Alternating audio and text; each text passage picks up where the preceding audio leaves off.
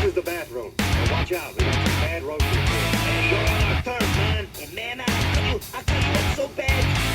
I wish I don't cut you up so bad. Those are bad roaches. I blame the smoke. That's don't care about.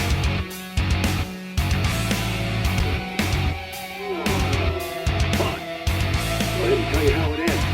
Dr. Phil says, and now You're gonna punch me? Bed bugs. But I got a way to find them. We've all heard of bomb and drug sniffing dogs, but have you heard of a bed bug sniffing dog?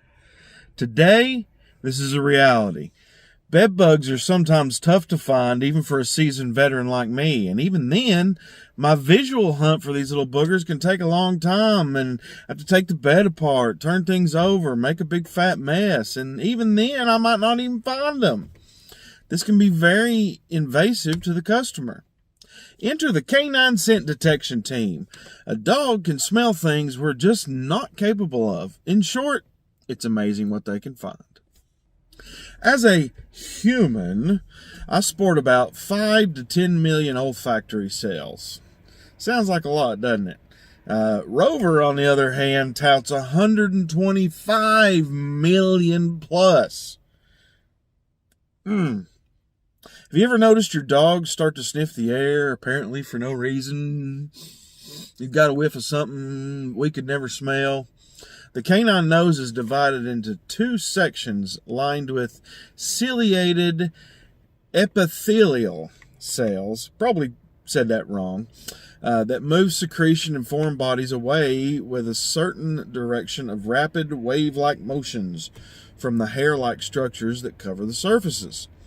Several cilia extend from each of the sensory cells into the nasal cavity, and each of these cilia contain many scent receptors. After the cell receptors trap the smells, each cell has several 10 to 100 axons that deliver their message back to the ethmoid bone. Probably said that one wrong too. We're going to get a lot of that today. Directly to the olfactory bulb of the brain. To process the smell, the dog can dedicate up to a third of its brain power to scent. To make this amazing animal even better, they have a Jacobson's organ, that one was easy to say, in the nasal cavity. The Jacobson's organ is a sense of smell receptor that's actually not receptive to ordinary odors. Rather, the scenting nerve cells of the organ are quite different from those in normal olfactory tissue, in that they respond to a range of substances that have large molecules but often no detectable odor, at least to us. So they can smell something that doesn't even smell. My mind was blown when I read that. That is awesome. All of this science is what allows a canine handler to train a dog to find certain smells. They can even find dead bodies underwater. Let's be clear here. It's not only the dog that we're talking about. This is a canine team of a dog and a handler. The handler directs the dog with commands that they've ingrained through many hours of training. That training is just as much for the handler as for the dog, as he has to control and read the dog's reactions. Adam Griffin is the main bedbug scent detection canine handler at First Defense Canine. Adam can bring either Canine Dunya or Canine Sensa to verify whether you have bed bugs or not.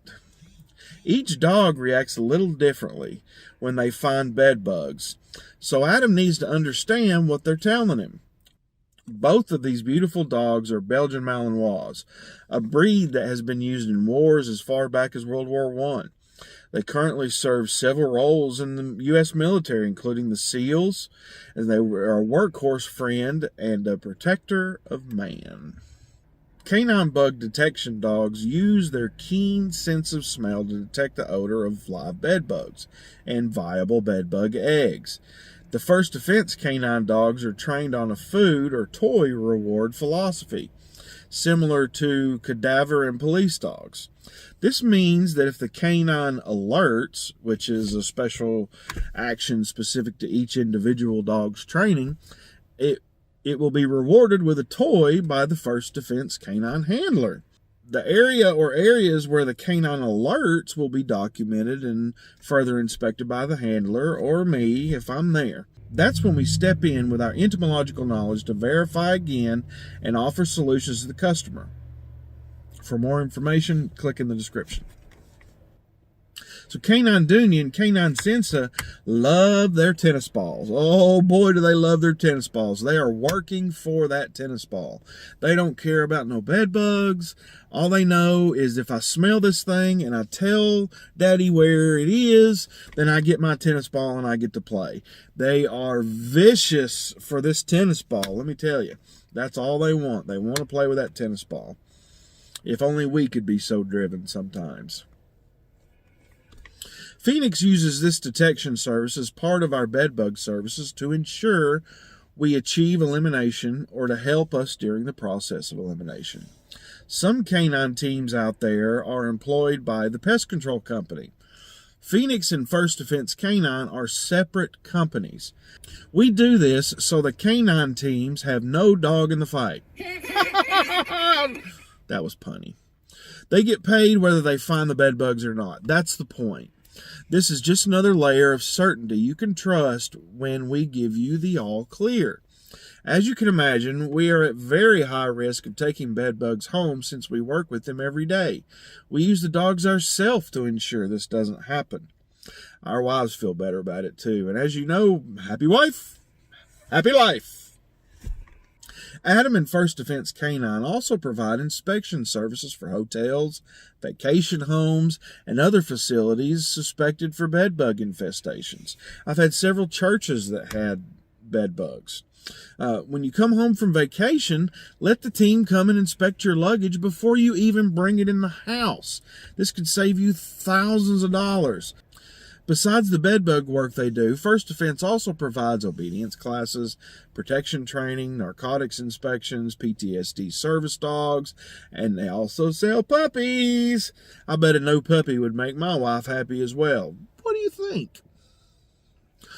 You know what bugs me? Bedbugs. But I can find them with the canines. There's a vacuum in the chamber! Killing me, Smalls! Hey, how's everybody doing tonight?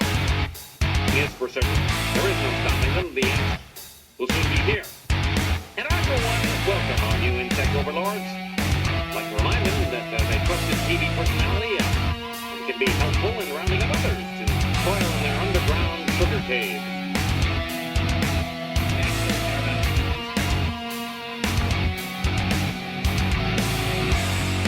So, I stand upon my desk to remind myself that we must constantly look at things in a different way.